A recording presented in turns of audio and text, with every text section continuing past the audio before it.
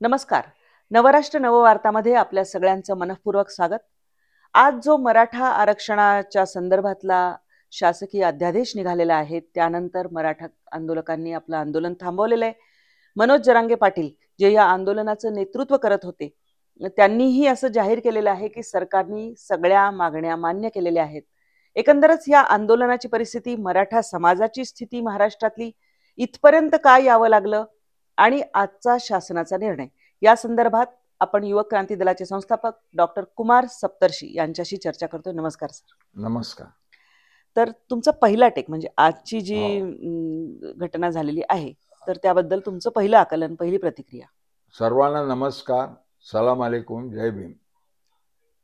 आज जे काही जरांगेंना ज्या मागण्या होत्या त्या सरकारने सर्व मान्य केलं आणि त्यांना मुंबईमध्ये जावं लागलं नाही. वाशीलाच हा कार्यक्रम झाला आणि मराठा समाज आनंदात आला. आणि एकूण एवढा मोठा समाज आनंदात येणं हीच मोठी स्वागतार्ह गोष्ट आहे. त्याला बरेच बाजू आहेत, पण तरी आज त्यांच्या याला सरकार दबलं हे तर नक्कीच मान्य करावं लागेल. आणि मराठा समाज हा इतक्या मोठ्या प्रमाणावर आहे, त्याच्यात अनेक स्तर आहेत, पण एकूण मराठा म्हणणारे आपल्या महाराष्ट्रामध्ये फार मोठ्या संख्येने आहेत. बाकीच्या ठिकाणी जो बहुसंख्य समाज असतो त्याचे 18% 17% असते आणि लगेच दुसरा एक समाज असतो 1-2% कमी. म्हणजे आता लिंगायतांनी वक्कलेगा घेतले किंवा बिहारमध्ये यादव आणि कुर्मी घेतले. तसे महाराष्ट्राची परिस्थिती नाहीये. महाराष्ट्रात मराठा समाज हा इतक्या संख्येचा की त्याच्या संख्येची बरोबरी कोणी करू शकत नाही. म्हणून असा समाज आनंदी होणं म्हणजे तो आनंद पसरतोच, महाराष्ट्रातही होतो तो, आणि त्या अर्थाने मला ते बरं वाटलं. आणि दुसरं एक माझ्या आनंदाचं कारण असं आहे की मी आयुष्यभर सत्याग्रही आंदोलन करत राहिलो. तर सत्याग्रही आंदोलनाला यश येतं हेच मध्ये लोक विसरले होते. हाणामारी कर, राडेबाजी कर, दंगे धोपे कर, तलवारीचा वापर कर, काळ डांबर कोणाला फास, हे अशाच गोष्टींना महत्व आलं होतं. तर एक शांततामय आंदोलन यशस्वी होतं. हा समाजावर संस्कार होणं, लोकशाही आणि धर्मनिरपेक्षता, जाती निरपेक्षता यासाठी आवश्यक आहे. आणि मराठा समाज जर शहाणा झाला तर महाराष्ट्र शहाणा होणार. मराठा समाज जर शहाणा नसला तर महाराष्ट्र शहाणा राहणार नाही. असं ते समीकरण असल्याने तो माझ्या दृष्टीने आनंद. मी एक त्यांची माझी काही ओळख नाही, पण मध्यस्थ खूप ओळखीचे आहेत. तर मी त्यांना 2 पुस्तकं पाठवली होती जरांगेंना. आणि एक छोटं पत्र दिलं होतं की आपण निर्वैरता आणि अहिंसा याचा आश्रय घेतल्यास तुम्हाला यश नक्की आहे, एवढं दिलं होतं. आता त्या गडबडीमध्ये त्यांनी काय उत्तर देणं अपेक्षित नव्हतं. आणि एरोडा विद्यापीठातील दिवस आणि व्यक्तिरंग अशी 2 पुस्तकं पाठवली. आपल्याला सवड होईल तेव्हा वाचन करा, सत्याग्रहाची काय शक्ती येते. तर आता याला अनेक बाजू आहेत असं मी म्हणालो. तर हे ज्याच्या त्याच्या चष्म्यातून पाहण्याने सत्य वेगळं दिसतं. आणि आपल्या अगदी वेद पुराणामध्ये सुद्धा सांख्य योगामध्ये म्हटलेलं आहे की सत्य हे सप्तांगिक असतं. सत्याला प्रदक्षिणा घातली तरच खरं सत्याचं दर्शन होतं. किंवा कुठल्याही व्यक्तीला, कुठल्याही समाजाला, समूहाला, संघटनेला जे दिसतं ते 1 सप्तमांश सत्य असतं. तर आता ओबीसीच्या चष्म्यातून पाहिलं तर हे मराठा मंडळी आमच्याकडे घुसल्यावर आम्हाला रेटून काढतील आणि आम्हाला फार स्पर्धा वाढेल, असा त्यांचा दृष्टिकोन आहे. आणि मग कायद्याचं काही ना काही काढता येतं, कारण कायदा हा सुद्धा माणसंच करतात ना त्या वेळच्या परिस्थितीनुसार. तर काहींचं म्हणणं आहे की आजचा जो GR आहे तो तसा आहेच. आधी सगळे सोयरे हा शब्द ब्लड रिलेशनचं भाषांतर आहे आणि ब्लड रिलेशन धरावीत असं पूर्वी GR निघालेला आहे. ठीक आहे बरं का, तसं असलं तरी काय हरकत नाही. पण आज महाराष्ट्रामध्ये एक शांतता प्रस्थापित झाली. कारण हे जर मुंबईत गेले असते तर अक्रीत घडलं असतं. कारण एवढा मोठ्या समाजानं मुंबईमध्ये कधी यापूर्वी लोक आले नव्हते. ते आझाद मैदानावर बसणार नाहीत आणि त्या शिवाजी पार्कवर बसणार नाही. आणि आपापल्या पद्धतीने आले होते, हे काही भाडोत्री माणसं नव्हती. हे त्यातला कौतुकाचा विषय आपण पाहायला पाहिजे. पण म्हणजे आणि शासनाने विशेषतः मुख्यमंत्र्यांनी याच्यामध्ये त्यांच्या मंत्रिमंडळात भेदाभेदाचे प्रभाव असताना आज तात्पुरतं का होईना पण शांतता प्रस्थापित करण्याकरता स्वतः तिथे गेले.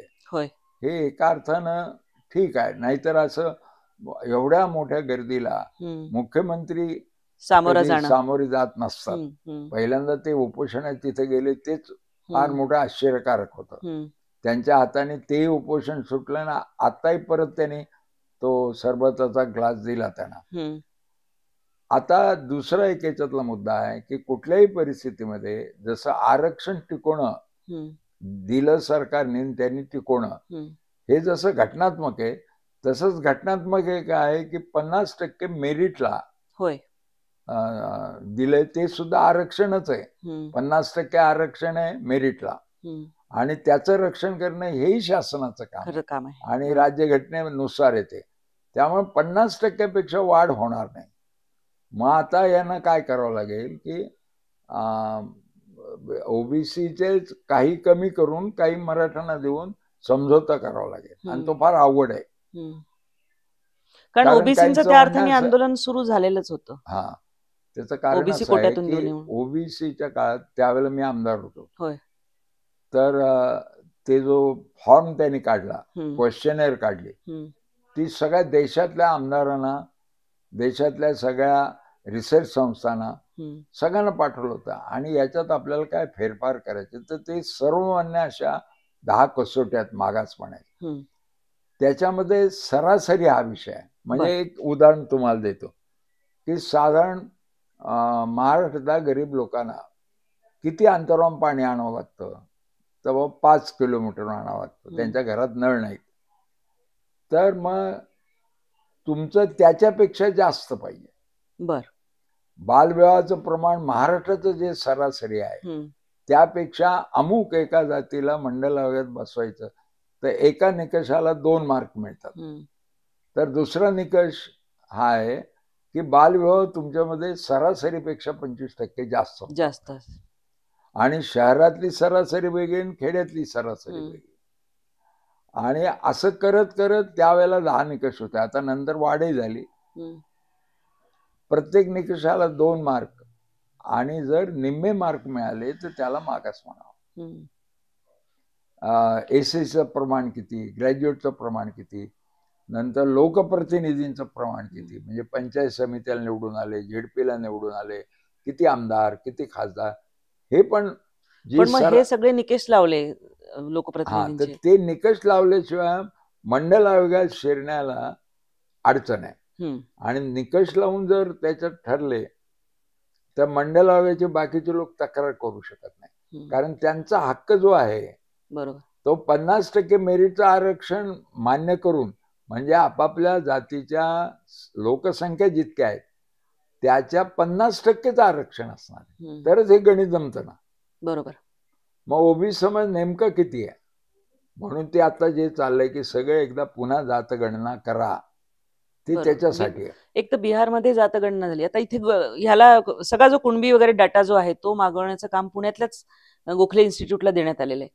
तर हे अशा प्रकारे या निकषांवर जेव्हा मागितलं जातं तर नेमकं कुणबी प्रमाणपत्र म्हणून ज्यांची नोंद आहे त्यांचं असं असणार आहे का नव्याने काही पुरावे दिल्यानंतर कुणबी प्रमाणपत्र दिलं जाणार आहे, नेमकं कसं सर्वे चाललाय याचाच अर्थ नवे निकष येणार.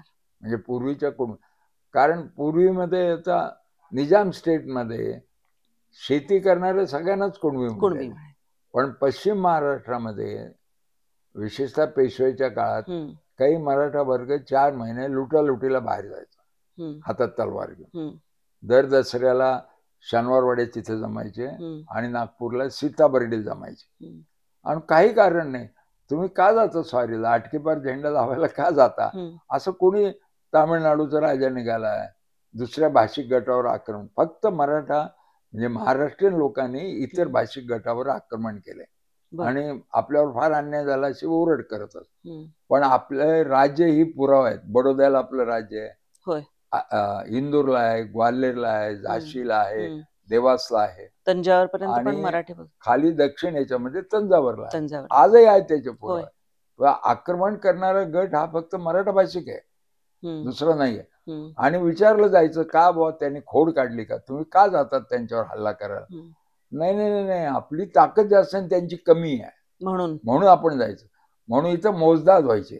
आता हुजूरबागा जी शाळा आहे ती जमखिंडीचे राजे सैन्य घेऊन यायचे, तेव्हा त्यांचे घोडे बांधले जायचे आणि एसपी कॉलेजवर सैन्य उतरायचं, म्हणून त्यांचंच नाव आहे ते एसपी कॉलेज. सर परशुराम भाऊ म्हणजे ते सरदार होते. तर पेशव्यांचे सगळे सरदार जमायचे, मोजदाद केली जायची, हत्ती, घोडे, तलवारी, लढणारे लोक, आणि प्रचंड मोठ्या प्रमाणात सैन्य जायचं. म्हणून पुण्यातले भिकारी सुद्धा त्यांच्या बरोबर जायचे, की मोठा समूह आहे, भिकारी, भिक्षुक सगळेच, म्हणजे त्यांना जे लढणारे नव्हते असे सुद्धा जायचे. म्हणजे मराठा समाजच, महाराष्ट्रीयन समाजच घराबाहेर असायच्या. ती आपली सप्लिमेंटरी इकॉनॉमी होती. जसं वारीला लोक जातात ना, आणि मग त्याच्याबरोबर बाजारबोणी, त्यांना बाजारबोणगे म्हणायचे, की लोक आहेत म्हणून 2 पैसे आपल्याला तिथं मिळतील म्हणून त्यांच्याबरोबर जायचे. गाणे म्हणणारे, शाहीर, पोवाडे सगळे असे जायचे. आणि फार मोठ्या लढाई नाही व्हायच्या. एकच मोठी लढाई झाली आणि पानिपतला हरवला, जेव्हा एकजूट केली या लोकांनी. हा दरवर्षी यांचा काय ताप आहे. आणि नागपूरहून बंगाल, बिहार, ओरिसामध्ये जायचे, आणि त्या लुटीवर आपापली सप्लिमेंटरी इकॉनॉमी होती. आता हा जो वर्ग डायव्हर्ट झाला तो कुणबी व्हायला तयार नाही. म्हणजे आता राणे म्हणाले, मला सांगितलं तरी मी कुणबी देणार नाही, बरोबर, मी मराठा आहे. म्हणजे कोकणामध्ये असं आहे की गावात एक घर जरी मराठ्याचं असलं आणि कुणब्याकडे लग्न असलं तर वाजत गाजत बँड लावून आपल्या स्वखर्चाने मराठा माणसाला मान म्हणून 11 विडे द्यावे लागतात. बर. तर शामराव पेजे त्यांचे कुणब्यांचे पहिले नेते, त्यांनी एकदा मराठ्यांचं आपल्यावर वर्चस्व का, म्हणून कुणब्यांनी ठराव केला की आपण विडे देऊ नयेत. मग ते लोक घाबरले, मारामाऱ्या होतील. म्हणजे एक घर असलं तरी ते वर्चस्व गाजवायला आवश्यक ती गुंडगिरी करायचं. तर ते म्हणाले आपण निम्मे विडे देऊ, 5 विडे देऊ. तर 5 विडे घेऊन जेव्हा जायला लागले त्या परिषदेनंतर, तर त्यांना ठोकून काढले. आमचा 11चा मान असताना 5 का दिले, हे घडलेलं पूर्ण. मग पश्चिम महाराष्ट्रामध्ये घोळ का झाला, तर राजर्षी शाहू महाराजांच्या काळात इंग्रजांनी जनगणना केली. तर त्यावेळेला महात्मा गांधींनी पण विरोध दिला की तुम्हाला उद्देश काय आहे जनगणनेच्या मागे, तर फोडा आणि झोडा नीती आहे. आणि यांच्याकडे इंग्रज रेसिडेन्स होता, आपलं संस्थान कोल्हापूरचं हारलेलं, म्हणून ते जास्त स्पष्ट शब्दात बंडखोरी करायची ऐवजी राजेसाहेब म्हणाले शाहूरावांना, सगळ्यांनीच मराठा लावा. बरोबर, म्हणजे शेती करणारे न करणारे सर्वांनी महाराष्ट्रात राहतो म्हणून त्याने भौगोलिक आधार घ्यायला सांगितलं. तर त्यांचा जिथं प्रभाव आहे तिथं कुणबी मराठी झालेले. पण म्हणजे मराठा असं जर जेव्हा आपण म्हणतो मराठा समाज, तेव्हा तो एक जाती समुदाय आहे. खरं मराठा ही जात नाही. इरावती कर्वेंचं त्याच्यावर संशोधन आहे. मराठा हा 37 तत्सम जातींचा समूह. It is a federation of caste. ब्राह्मणे आहेत, 18 जाती आहेत ब्राह्मणांच्या, आणि ते एकमेक त्यांनी जातीची व्याख्या केली की ज्या समूहात सहजपणे लग्न होतात त्याला जात म्हणावे. तर कोकणस्थ, देशस्थ, कराडे, आपस्तंभी एकमेकांशी लग्न करायला नाराज असतात. म्हणजे असं म्हणूया, मुलांनी जरी केलं तरी आई नाही म्हणते वगैरे वगैरे. त्याला एक कारण आहे, कुटुंब संस्थेमध्ये शिक्षण नसताना लग्न म्हणजे सासू सून निवडायची. तरुण मुलांना आपले लाईफ पार्टनर निवडायचं स्वातंत्र्य नव्हतं. का, तर तिला सासूने जे छळलं तर ती म्हणते माझी वेळ येणार तर सासूकडनं मिळालेल्या ट्रेनिंगच्या आधारे मी सुनेला कंट्रोल करणार. पण त्या जात समूहाच्या बाहेर गेल्यानंतर संस्कृती बदलते. तर अननोन गोष्टीला कंट्रोल कसं करणार, नोंद पाहिजे. म्हणून ती आग्रह धरायची. म्हणजे जो सजाती विवाहांचा आग्रह आहे तो आई कडनं असतो जास्त, कारण सुनेशी तिला व्यवहार करायचा असतो. तर मराठा समाजात सती जाती ज्या एकमेकाशी लग्न करत नाही, ते म्हणतात पदर लागला की नाही पाहू. पदर लागणं म्हणजे आपल्या आजोबा पणजोबापैकी कुठेतरी कुळजोड. त्या घराशी कुणीतरी विवाह संबंध जुळले. ह्या एकमेकांशी लग्न करत नाही. आणि शिवाय एक तलवारीच्या आधारे श्रीमंत झालेले एक वर्ग आहे, तर तो गेला वरच्या सुरात. आता सांगलीमध्ये असा शब्द आहे, त्यांचं आमचं लग्न कसं जमेल, आम्ही सरकार आहोत. म्हणजे आम्ही कधीतरी तलवार वापरली पूर्वजांनी, यांनी नाही. हे क्लार्क असतील झेडपीमध्ये, पण आम्ही सरकार आहोत. पण आता क्लार्क असण्यासाठीच भांडतायत ना. म्हणजे आता आरक्षणाचा जो लढा आहे तसा. तर सरकार सरकार हा एक मोठा शब्द आहे, तो सांगलीकडे जास्त आहे, कोल्हापूरला थोडा आहे. आणि हा जो तलवारवाला मराठा आणि जो सरंजामदारीचा भाग आहे, ते ह्या गरीब मराठ्यांना आतापर्यंत कंट्रोल करत होते. आणि त्यांचंच महाराष्ट्रावर सातत्यानं राज्य आहे. जेवढ्या संस्था आहेत, भूविकास बँका, जिल्हा बँका, साखर कारखाने, कृषी उत्पन्न बाजार समित्या, खरेदी विक्री संघ, त्याला खवीस म्हणतात, यास बहुतांश लोक मराठा चेअरमन आहेत. नाही, पण एक प्रश्न मग हा पडतो की सातत्याने राजकीय दृष्ट्या पुढारलेला असं म्हणावं तर मराठा समाजातला एक वर्ग पुढारलेला आहे, मराठा समाज नाही पुढारलेला. आणि मराठा समाज गरीब आहे का, ओबीसी इतका गरीब आहे का, तर होय, पण एकूण एक मराठा नव्हे, असं त्या कॉन्ट्रडिक्शन्स आहे. आणि अशा शांततामय आंदोलनानेच त्या कॉन्ट्रडिक्ट सुटणार. कदाचित आता असं म्हणेल गरीब मराठा की माझा श्रीमंत मराठा स्वतःला म्हणतो, कुणबी म्हणायला लाजतो, त्याचा माझा नाही संबंध. त्यांनी माझं आज काही आतापर्यंत बरं केलेलं नाही. मी माझं गरिबी उघड करतो. मी त्या माझा पुढारी श्रीमंत आहे म्हणून मी श्रीमंत आहे असं स्वतःची समजूत करून घेत नाही. आणि मी आता त्याचा कंट्रोल आहे, त्याचा वर्चस्वाद आहे. म्हणून हा जो मिनी फॅसिझम होता, मराठ्यांवरच फ्युडल मराठ्यांचं, सरंजामदार मराठा वर्गाचं वर्चस्व, हा मिनी फ्युडलिझमच्या विरुद्धही हा उद्रेक आहे. कारण एक म्हटलं जातं नेहमी जेव्हा बोललं जातं की आतापर्यंत मराठा मुख्यमंत्री खूप बघितले महाराष्ट्राने, मग त्यांनी या एकतर आपल्या समाजावर अशी परिस्थिती का आणली, दुसरी गोष्ट म्हणजे त्यांनी आरक्षणाचा हा प्रश्न का नाही सोडवला, भिजत का ठेवला. तर त्याचं असं होतं की जन्मामुळे जात, तर आपण मराठा आहोत म्हणजे काय, ह्या ज्या सत्ती जाती त्या शेती तत्सम व्यवसायावर उपजीविका करणार, असं ते फेडरेशन तयार झाले. तर तो आपला मराठा आहे म्हणून त्याला द्यायचे मत, म्हणून त्याला मराठ्यांची गरज नाही वाटली, ते गृहीत मत होती. आणि आता आपण इतरांची मिळवली तरच बेरीज होणार. तुम्ही शरद पवारांचा बेस पाहिलं तर मराठा बेस नाही आहे, मराठा आपोआप मत देतात, पण त्यांचा बेस धनगरांचा आहे. दौंड, इंदापूर हे सगळं धनगर बेस असं असलेले, आणि तिथं शरद पवारांना अतिशय मानतात, कारण ते धनगरांचं गाऱ्हाणं पटकन ऍड्रेस करतात. असंच तुम्हाला महाराष्ट्रात दिसेल. तर यांनी बाहेरच्या इतर जाती समूह आपल्या एरियात जे असतील, म्हणजे आता तसंच दुसरे म्हणजे मोहिते पाटील अकलूजचे, त्यांच्या एरियामध्ये धनगर समाज, तर ते धनगर समाजाला द्यायचे. आणि त्याच्या मोबदल्यात गणपतराव देशमुख पलीकडं राहायचे, त्यांच्याकडचे मराठा त्यांना द्यायचे. म्हणून धनगर नेते असून गणपतराव देशमुख कायम निवडून यायचे, आणि इकडे विजयसिंग मोहिते कायम निवडून यायचे. तर हे अशा पद्धती होतं, त्यामुळे त्यांचं गरीब मराठ्यांकडे दुर्लक्ष. मग गरीब मराठ्याला आता चटके बसायला लागले, शेती जेव्हा परवडण्याची झाली, नाही तर तो कष्ट करून पोटापुरतं कमवायचा, सरप्लस त्याच्याकडे नसायचं.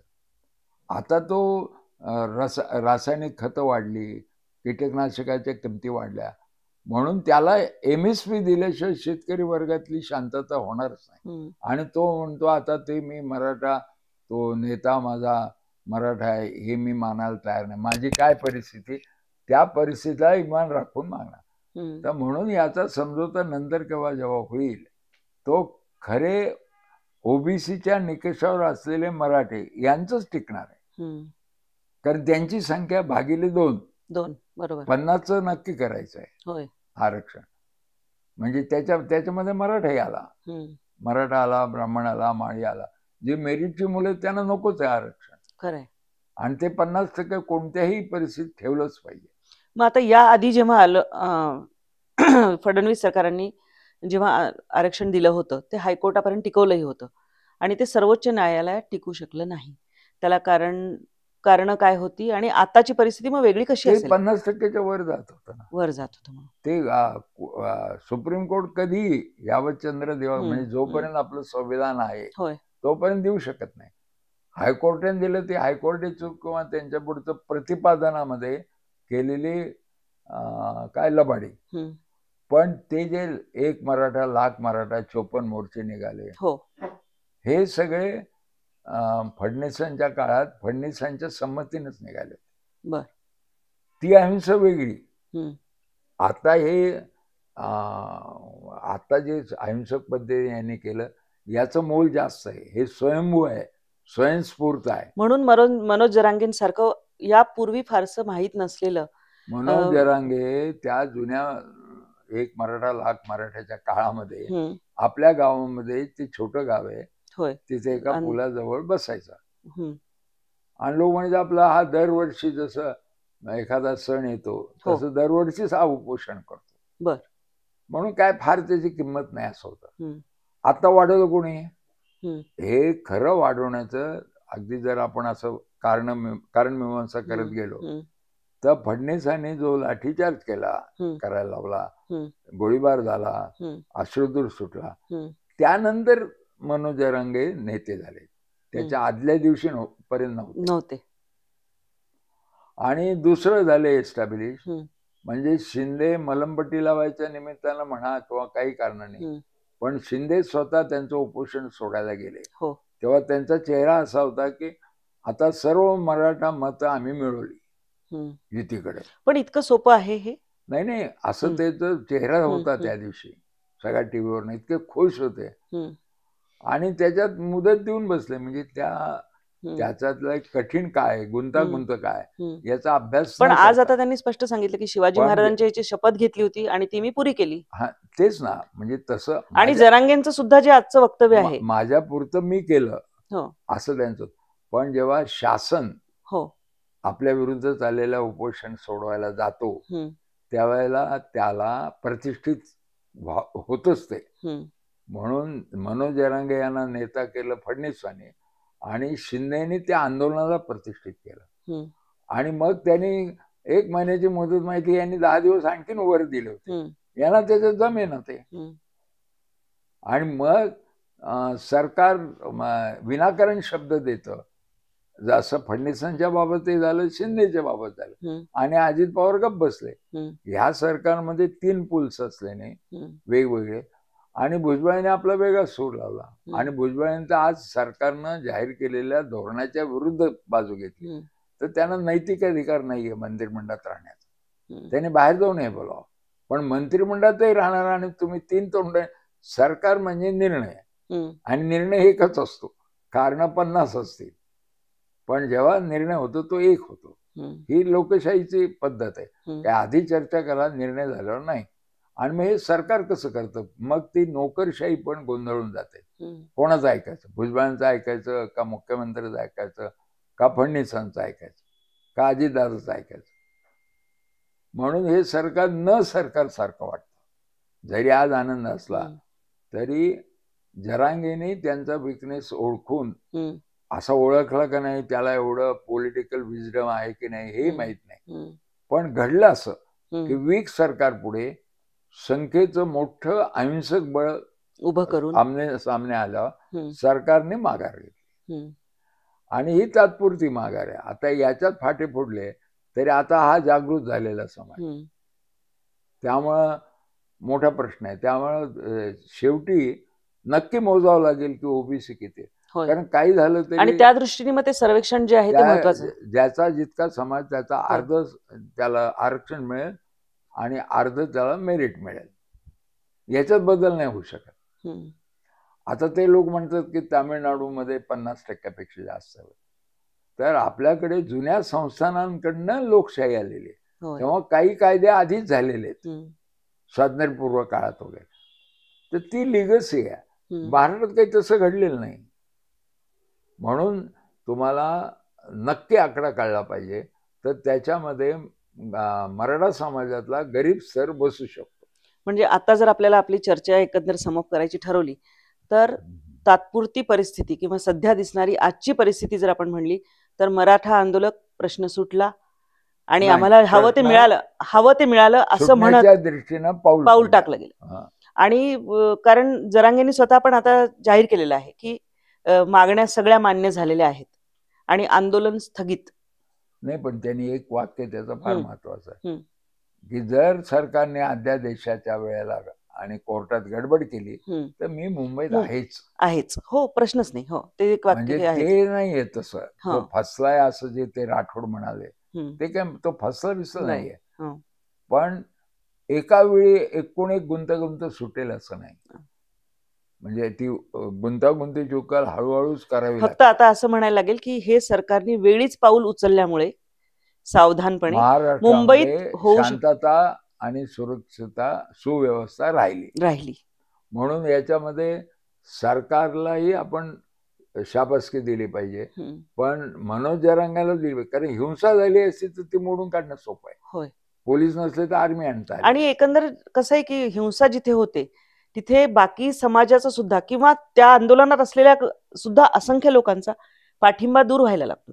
कारण सर्वांनाच मुलं बाळ नातवंड होय, आहेत. होय. म्हणून सर्व समाजाचं शांततेच्या बाबतीत एकमत असतं हम्म, की आपली मुलं बाळ शाळेत गेली तर जिवंत परत यावी, हम्म.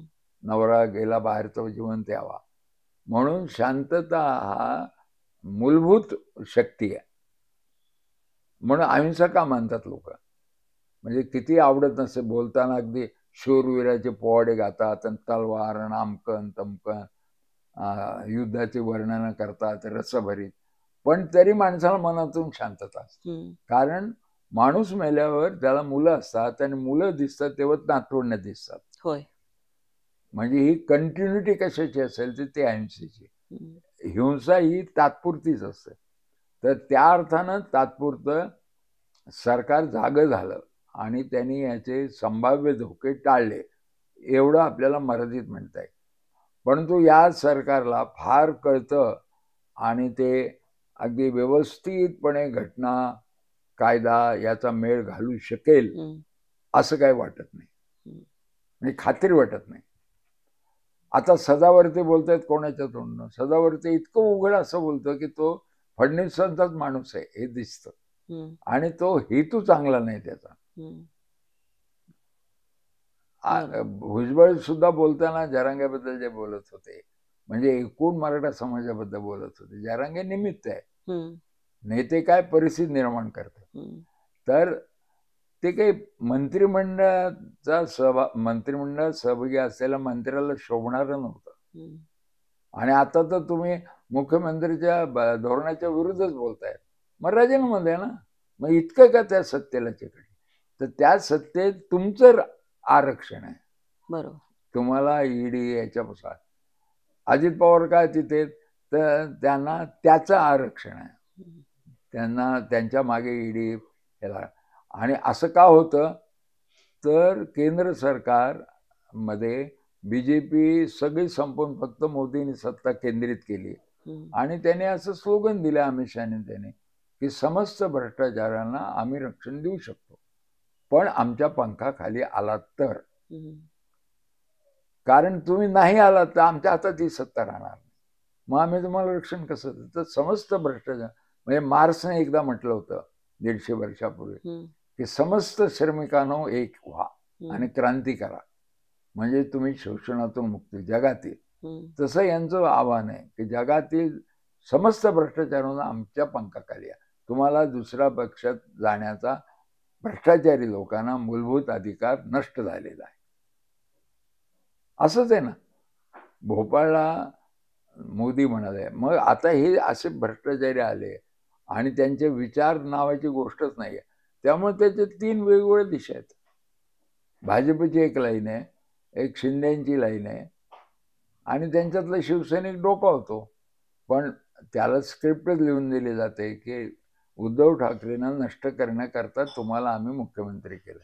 अजितदादाला सांगितलेलं की शरद पवारांना नष्ट करणं असं जर तुम्ही यशस्वी केलं तर तुम्हाला पुढचं मुख्यमंत्री करू, शिंदेला हटव आणि तुमच्या भ्रष्टाचाराबद्दल काही बोलणार नाही.